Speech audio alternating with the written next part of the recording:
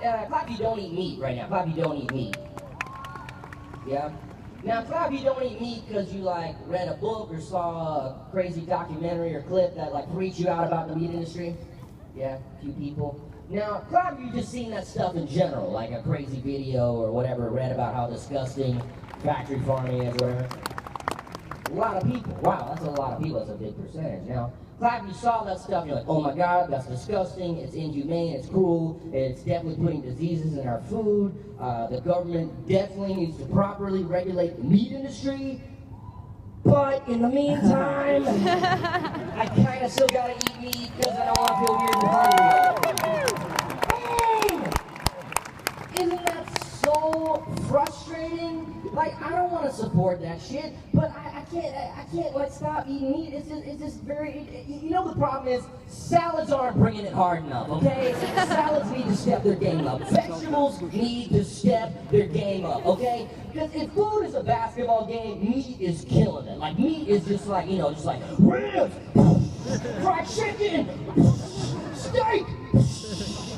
Meanwhile, vegetables are like, oh, does anyone want any cauliflower? What about some snow peas? Does anyone like Brussels sprouts? Yeah, I'll take those Brussels sprouts and I'll wrap them in some bacon.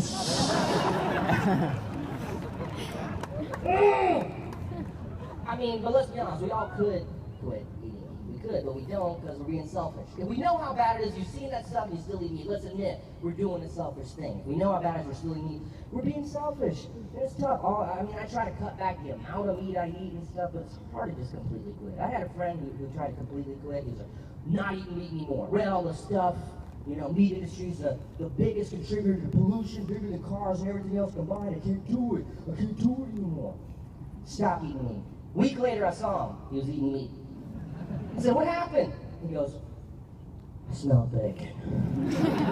That's how powerful meat is. People smell bacon like, oh my God, are you cooking bacon right now? Holy shit, is that bacon? Please give me some of the bacon. Please just give me a bite of the, no one's ever walked in the kitchen like, are you steaming carrots right now? Oh, are you steaming carrots? I can smell the steam in the other room. Oh, is that some cauliflower and broccoli? Are you making a motherfucking medley right now? Are you doing a vegetable medley right now? Don't tell me that's brown rice in that bowl. Don't tell me that's brown rice. You better fix me a plate now. No one's done that. It's tough, man. You should just basically never Google how anything you consume is created. It's always going to bum you out. It's tough. It's an impossible battle. Even if you don't eat meat, even the vegetables. Like, you know where all the vegetables come from? There's all the suffering that goes into vegetables too, I'm sure. You know, there's a lot of child labor and stuff. You know, how come everything's always in season? And you never go to the grocery store and they're like, well, asparagus aren't growing right now. We don't have any. No, they always have it. Because if it's not growing here, they just go to South America. And there's some dude with a sword going up to little kids like, dig away! Pick the asparagus! Pick it! Dig away! Pick it! There's people in America that need to eat it and see if it really makes them pity. So weird! Dig away! Eggs! You know how to make eggs? This is how they make eggs. Okay? This is how they make eggs. They genetically engineer 2 different types of chicken, alright? One type of chicken is called a layer chick. It just lays eggs. Then they make another type of chick called a broiler chick that's got like huge breasts and legs. This is the one they use for meat. And I'm reading this, I'm like, well, what happens to the male layer chicks? They serve no purpose, right? They can't lay eggs, and they're too small for meat. What happens? They just get murdered in insane ways. Like they'll take all the chicks and they'll throw them in a big chicken wood chipper. Another thing that happens is they take a bunch of chickens, they put them in a big plastic vat and put a lid on them and suffocate them to death. It's a bummer, right? Like, none of us are into that. Like, we all check no on that box. But the problem is that footage and that information is in the wrong context. Like, right now it's in these obscure books and documentaries, but what if it was in a different context? Like, what if there was a CNN camera crew that did a raid at rapper Ja Rule's house? And they saw he had a big plastic vat where he was just suffocating chickens to death. We'd all be like, Ja, you monster, what are you doing? And he's like, I'm sorry, I just wanted some eggs. I had to make ethical compromises in order to achieve economies of scale. It's murder. I'll admit, when I first wrote that joke, I was like, but will people remember Ja Rule? Oh, how foolish I was! if you're not familiar with Ja, he had a very strange string of hits a few years ago. But they had a very odd formula where they had a woman with a very beautiful voice like Jennifer Lopez or Ashanti. And they would sing a beautiful hook, and then Ja would come in and sound like someone that was getting stabbed in the stomach through their ulcer. Like, all the songs are like, R-U-L-E, what's my motherfucking name?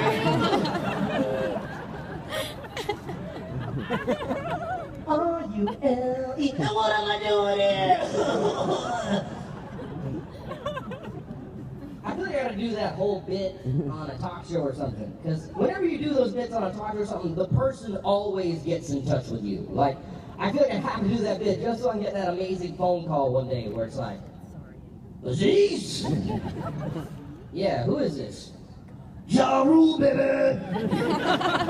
Saw the way you integrated me into that bit about factory farming in the egg industry. I never knew that shit. I'm never eating meat again. You know I can get some more literature on this subject? Maybe a pamphlet on how to adjust to a vegan or vegetarian lifestyle? I'll put it on there. Ja starts getting super passionate about the cause. He starts filming his own PSAs every day. Millions of chickens are living in tiny cages the size of a piece of paper. They're shitting all over each other in these disease-ridden factory farms. This is gonna be we putting in our children's mouths. This is gonna be we feeding to ourselves. If you think the government should properly regulate the meat industry, holla, holla. Guys, if you've only known how long I've been trying to find the perfect stand-up bit to showcase my frustrations with the meat industry and my flawless Ja Rule impersonation. Then you know my struggle.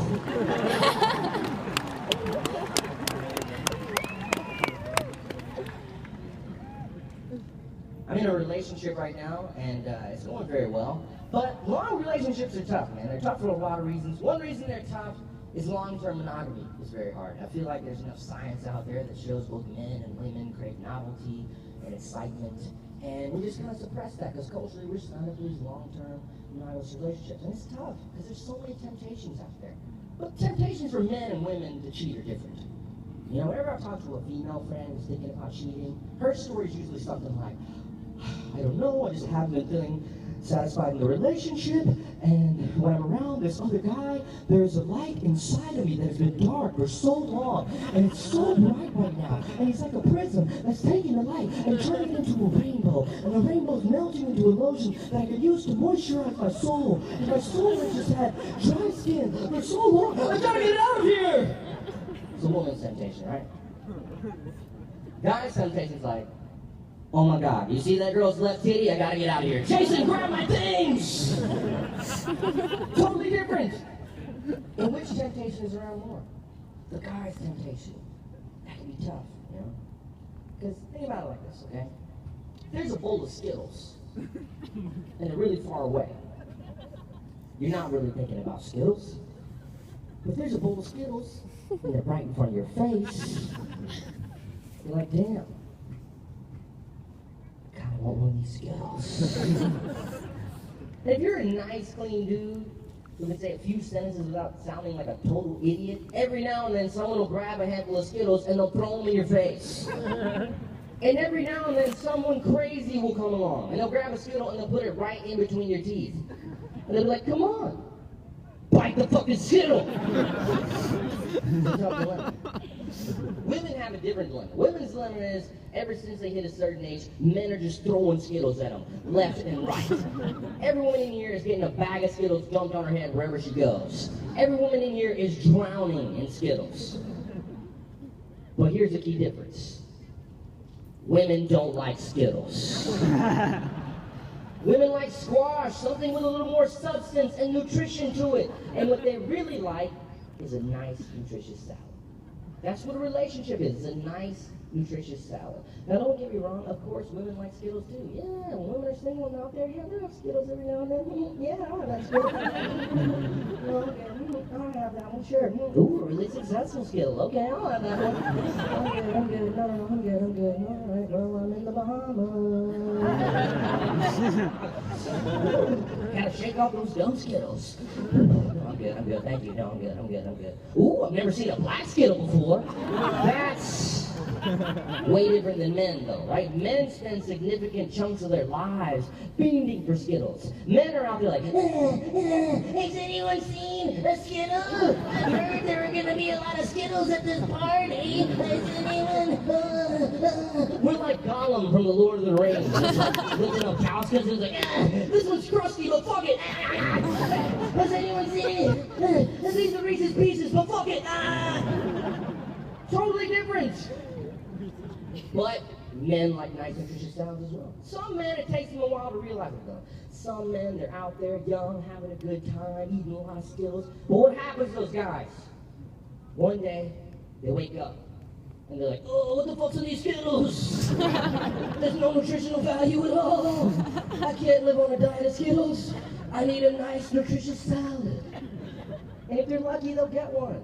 And that was my journey in a way. I was this young dude eating Skittles, having a great time, but at a certain point, I needed a nice, nutritious salad. And now I have one, and it's great. I'm healthier, I'm full of life, I'm better for it. But it's not that easy. Because if you're this nice guy and got this nice, nutritious salad every single day, breakfast, lunch, and dinner, nice, nutritious salad. Breakfast, lunch, and dinner, nice, nutritious salad. Breakfast, lunch, and dinner, nice, nutritious salad. Breakfast, lunch, and dinner, nice, nutritious salad. Breakfast, lunch, and dinner, nice, nutritious salad. Breakfast, lunch, and dinner, nice, nutritious salad. Breakfast, lunch, and dinner, nice, nutritious salad. Breakfast, lunch, and dinner, nice, nutritious. At some point, you're like, please, give me one goddamn Skittle, please, please, please. I promise I'll go back to eating the salad immediately. I just need one Skittle to appease that part of my mind that craves novelty and excitement. I promise the Skittle means nothing to me. I'm not trying to eat like a whole bag of Skittles, like one Skittle every now and then. Maybe like a fun-sized bag of Skittles every decade. Is that too much to goddamn ask for? But the salad will never honor that request. Because to her, it's like you're asking for a salad that also has Skittles in it. And Skittle salad is disgusting. So what do? Some guys think they figured it out. You know, their salad's out of town. They're like, the salad's away. Maybe I'll have a couple of Skittles. What happens to those guys then? One day the salad comes home, and she's like, you smell like Skittles. So what do? You can either be single, have your Skittles when you want, and every now and then you have the Skittles and it's great. But when you don't have them, it's pretty lonely. And Skittles get old pretty fast. Or you can have a salad that loves you and takes care of you, that you love and you take care of. And every now and then the salad gets really mad at you for no reason at all. And every now and then the salad gets mad at you for very valid reasons. And every now and then the salad gets mad at you for reasons that she thinks are valid, but are actually not valid at all. But you know what's great about the salad? You realize it when you get in a situation like this. One day in your car with your salad, driving home. And the salad's like, oh, I'm so cold. Can we turn on the heat? And you realize you can finally say something you wanted to say for a long time. No, salad, we can't, because you know what? It's not cold in this car right now. That's right, it's not cold. We're not turning on the heat. If you took the entire population and you put them in this car right now and you surveyed them about the temperature, you would be in the tiniest motherfucking sliver of pie that thinks it's cold right now. It's not cold. It's not cold. In fact, it's hot. It's hot. That's right. We're going the other way. We're turning on the air conditioner. That's right. That's right. We're turning on the AC. You know why? You know why? You know why? Because I love you so much. And I know you love me so much. So that means we can both finally become shittier versions of ourselves. Yes, we no longer need to try as hard because we love each other. So we don't need to pretend to be something better than the shittier people we actually are. So I no longer need to succumb to your dumb climate preferences. I don't. But I'm going to love you so much. I'm going to take care of you. I'll do anything you ask. But bring a blanket, bitch, because it's going to be cold. Oddball, thank you guys so much. You guys are awesome. This is a lot of fun. Enjoy the rest of the show tonight. The season